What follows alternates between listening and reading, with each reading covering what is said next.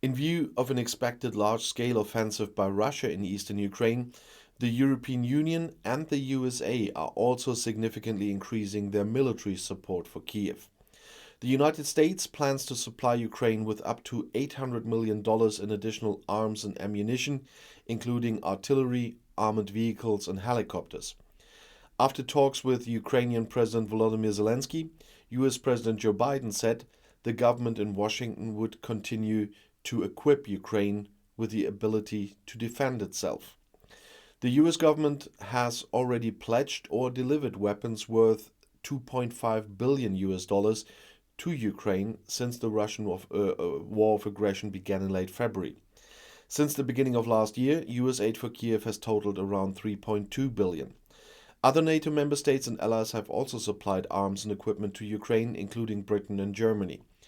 The EU, in turn, only decided on Wednesday to release a further 500 million euros for arms deliveries to Kyiv.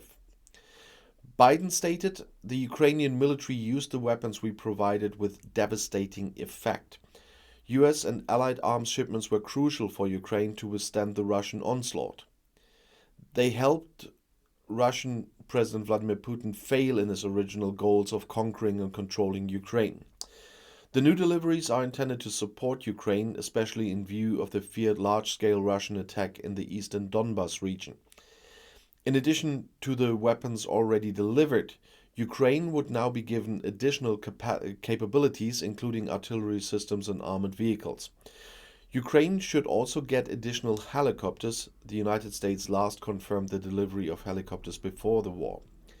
Zelensky wrote on Twitter about the hour-long phone call with Biden that the two had discussed Russian war crimes in addition to the further package of US aid and agreed to expand the sanctions against Russia. When asked for details on the sanctions, White House spokeswoman Jen Psaki simply said additional punitive measures against Moscow are still being considered. And she wasn't more specific. The US and Western partners have already imposed a series of tough sanctions on Russia since the beginning of the war in Ukraine. The EU, as I said, will also provide another 500 million euros to supply arms and equipment to the Ukrainian armed forces. This was announced by the Council of EU member states in Brussels. This increases the funds available to 1.5 billion euros. A first package of 500 million euros had already been approved at the end of February, followed by another in April.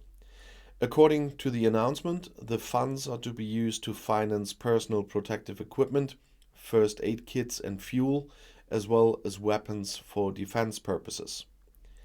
As Russia prepares for an offensive in eastern Ukraine, it is crucial that we continue and increase our military support to Ukraine to defend its territory and people and prevent further suffering. EU Foreign Policy Chief Josep Borrell said this. The money for the military aid comes from the so-called European Peace Facility.